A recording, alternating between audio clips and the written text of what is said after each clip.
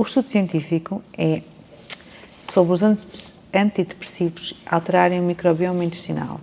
Na verdade, é uma revisão de vários estudos sobre o tema, em que é explorado a relação da toma dos antidepressivos e a alteração da microbiota. O que é que significa, na prática, um antidepressivo alterar a microbiota? O que é que de facto acontece? Quase todos os produtos, quase todos os medicamentos, independentemente de ser antidepressivo ou ansiolítico, tem sempre uma adaptação da microbiota. Qualquer coisa, desde aquilo que tu comes até qualquer coisa que tem alteração da microbiota? Vai ter alterações da microbiota. Okay. Quanto mais agressivo for o medicamento, ou quanto mais, em termos da sua abordagem for mais emocional ou mental, na direção da psique, mais vai afetar a microbiota. Ok. Então, qual é que tu achas que é a importância deste tipo de estudo? O estudo foi muito direcionado para tentarem perceber, uma das conclusões era ligada ao facto de a alteração da microbiota, perceberem que tipo de pessoas seriam mais receptivas ao uso de antidepressivos para que eles funcionassem. Era basicamente o objetivo do estudo. E percepcionou-se que, de facto, existe uma interação muito mais ampla do que aquilo que é dado ao antidepressivo e a sua relação com o intestino. Mas qual é a tua interpretação sobre esta informação? A partir do momento que esse estudo, apesar do objetivo não ter sido isso, mas o estudo leva noutra direção, que é o impacto que estes medicamentos têm na microbiota. E verificou-se, de facto, que eles têm um impacto muito grande. E que a microbiota pode aceitar ou não, de forma melhor ou pior, este medicamento. E alterar-se a si próprio. Ora, o que é que isso significa? Que a recuperação, para o retirar, é sempre um problema. Porque eu não consigo retirar um medicamento que me altere a microbiota, que a microbiota vai estar sempre a pedir esse medicamento.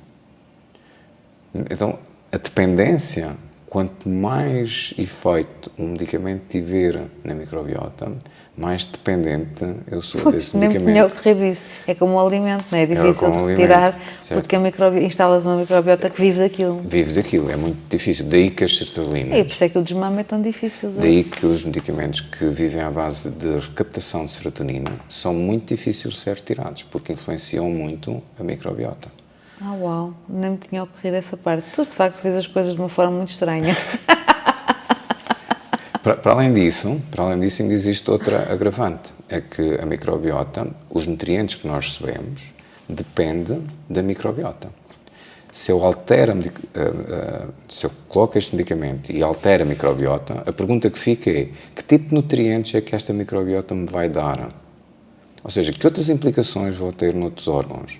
No cérebro, no fígado, porque agora tenho uma série de elementos a entrarem no meu corpo que não tinha antes, porque a microbiota é diferente. Aquilo que a microbiota vai fazer com o alimento, ninguém sabe o que é que vai acontecer.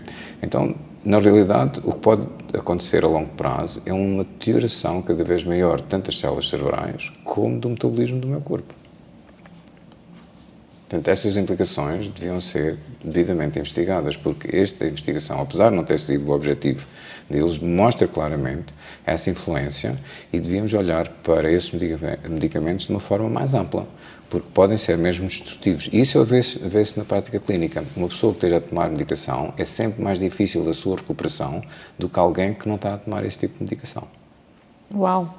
Então, está aqui uma pergunta final que está muito bem estruturada e eu deixo esta pergunta que é muito interessante, que é, que mudança de paradigma este tipo de estudo exige aos profissionais de saúde e às pessoas comuns, mas acima de tudo aos profissionais de saúde, não é? Os profissionais de saúde que usam este tipo de medicação devem pensar 2 ou mesmo 3 vezes antes de medicar e aprenderem a usar técnicas terapêuticas que sejam mais saudáveis para o paciente, em vez de irem logo diretamente para este tipo de abordagem. E porque é muito mais do que uma dependência química. Sim, é muito mais do que isso. Retira mesmo nutrientes do corpo, muda totalmente o metabolismo de uma forma que é difícil de recuperar. Okay. Se eu tiver uma pessoa que venha com determinadas situações à minha consulta e que não esteja a tomar medicação, ao final de 6 semanas, no máximo 9 semanas, ela está recuperada. Se ela tiver esse tipo de medicação, eu preciso de 1 ano e às vezes 2 anos para a recuperar totalmente. Ok. Portanto, daí já temos mais ou menos a proporção em termos de impacto Dos danos dos danos que se provoca com este tipo de medicação. Portanto, os profissionais de saúde que usam este tipo de medicação deviam pensar 2 ou 3 vezes antes e não receitarem sempre, não é? Portanto, é a mesma coisa com o antibiótico. Antigamente utilizava-se o antibiótico para tudo e mais alguma coisa. Então, estamos a cometer exatamente o mesmo erro com este tipo de medicação.